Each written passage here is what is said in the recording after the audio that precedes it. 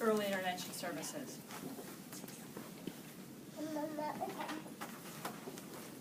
We know we need to be working with these kids. We know we need to do it in a timely and efficient manner. The crisis is we're not doing that. And actually government has helped to cause this problem, so we have a responsibility to fix it. Last April, because we made legislative changes in the process of how early intervention providers are paid, we've screwed things up. We now made changes so that therapists and other intervention providers have to get their payments paid by insurance companies, and then they go to the state. I'm going to let the early intervention providers explain that process, but the bottom line is they're spending many hours filling out paperwork, calling insurance companies, time that should be better spent working with infants, children, and their families. The result is a complicated and onerous system for providers that fails to reimburse them in a timely fashion, and we need to fix it. My legislation would ensure caregivers are being paid timely. It would require the state or its fiscal agent to remove the unfunded mandate placed on early intervention providers. Under my legislation, the state and counties would provide timely payment of claims to these providers, and then the state's fiscal agent would then obtain reimbursement for the state and counties from insurance companies and Medicaid. The legislation maintains the requirement that providers and counties assist the state in recouping funds from third-party payers, the insurance companies. I'm going to ask Assemblywoman Fahey to speak a few minutes, and then Senator Latimer will say a few words.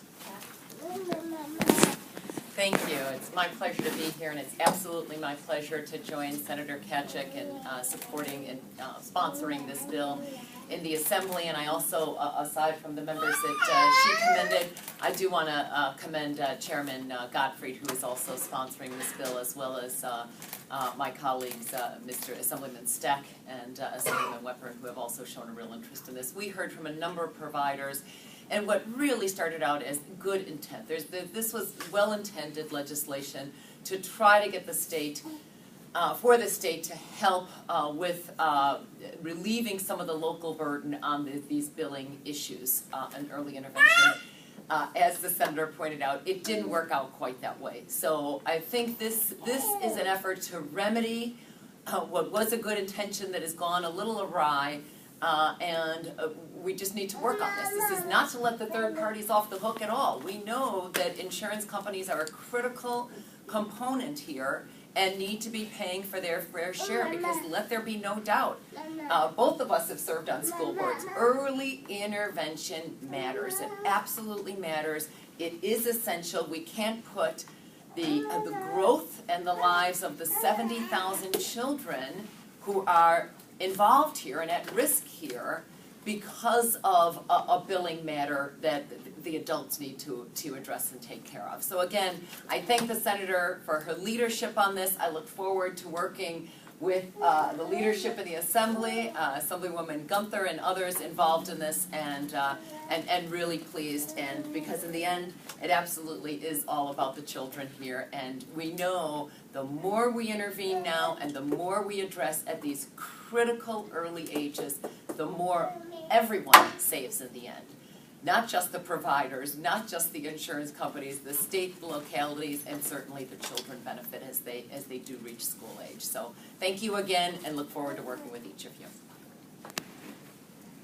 Thanks.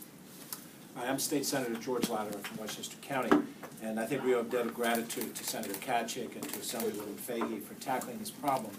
There is a tendency when the legislature leaves session at the end of June to believe that everything can wait until January, and that the 6-month period of time that comes to pass in between, I think average citizens think that we're all just sitting around and taking vacations and with our feet up.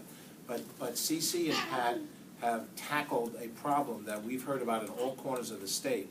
My district's at least 150 miles away from CC's, and the exact same problems that early intervention providers have experienced in the Capital District are the same problems that they've experienced in the suburbs of New York City. And this is highlighted in the Senator's press release, but I want to emphasize it because this is critical. The lack of reimbursement is forcing numerous providers, many of whom are small businesses and sole proprietorships, to either stop their operations or to refuse to take in new children. So what this is really about is the reduction of the service that has to be provided to children. And there is no timetable for we can wait, that we can say, well, a child and a business that provides child, that business may not be here by the time we get around post, gubernatorial message and organization of the chambers sometime in late January to start tackling this. So again, I compliment Senator Tkaczyk, Assemblywoman Fahey.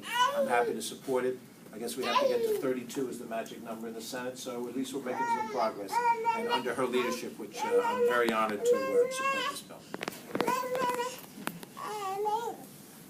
Good afternoon, everybody, and I'm here to support Pat and Cece because this is an important piece of legislation.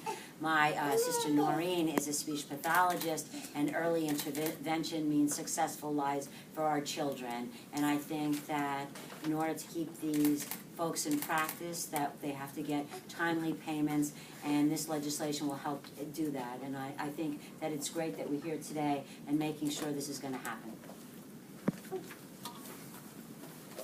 Thank you. I want to make a point that Senator Latimer referenced. We only need 32. This is an issue that crosses political boundaries. This is important to all of our families.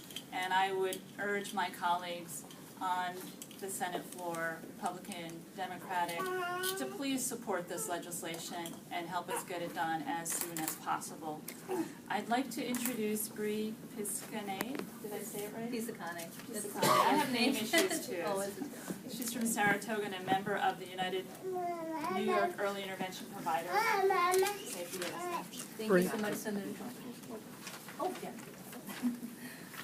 Thank you so much, Senator Tkaczyk, for doing this, for starting this bill and process. I wanted to give you a little bit of a background. I've been a physical therapy provider, independent provider, so I have a small business in Saratoga County for 9 years.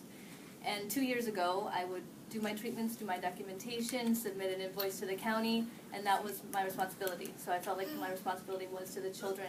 In the past 2 years, I've had to learn 2 different computer systems and learn how to do all my billing, which is a monumental undertaking for anyone who has any experience in insurance claiming. And before I get to my prepared comments, I just want to give you an example of what we're facing as providers right now as we jump through all these hurdles.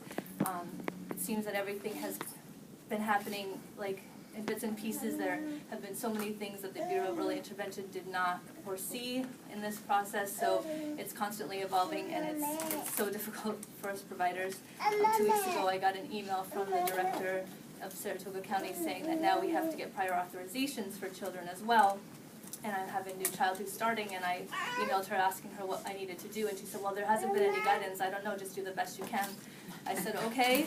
So this morning I had a cancellation, and I can't obviously drive between visits and do any of this because I can't talk on the phone and get on the 2 computer systems I have to be on to do this. And, right, not exactly safe. So I could have done some makeups for children who missed visits. I could have been doing my documentation that I'm behind in because of all these administrative tasks. And so I got on the phone with the insurance company. They sent me from the subsidiary to the main company because they said that was what I needed to do for early intervention. They said they had never heard of this. So the lady said, well, let me stay on the phone with you so that we can make sure something happens. I said, okay. So she transferred me back to the previous company, then back to the company again to finally say, oh, I never knew this screen existed. I didn't realize that early intervention was here, but it says here that we can give authorization for this and this. I said, oh my goodness, well please tell me what to say to the next person that I talk to. It was 45 minutes, so I was late for my next session. It was so frustrating, and I think that something needs to happen. And I just want to also reference that there was just a survey done by the New York State Speech Language Hearing Association in accompaniment with the Occupational and Physical Therapy Associations in the state. And they said the percentage of providers who said they are no longer taking in the EI children has more than doubled since July, from 30% to 64%. 49% of respondents reported they were looking for employment outside of the EI program. 25% indicated that they had already found employment outside the program. In Saratoga County alone, there are 300 children receiving services. These are the numbers of therapists and providers who have left. 8 speech therapists, 4 special instructors, 1 occupational therapist, 2 physical therapists, 1 physical therapy agency, 1 outpatient therapy department, the only aquatic therapy program in the county, and the only center-based, classroom-based program in the county are all no longer providing early intervention services.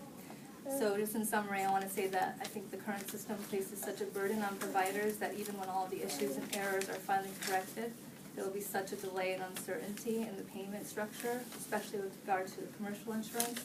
It will continue to drive providers away, will ultimately limit access to services even further. So I think Senator Tkachuk's bill is encouraging, provides us a sense of hope, and I'm asking you to change the system before even those of us who have stayed in the program, because we feel a strong sense of dedication to the families and babies to whom we have dedicated our careers, can no longer handle the strain. Thank you very, very much, everyone, for being here.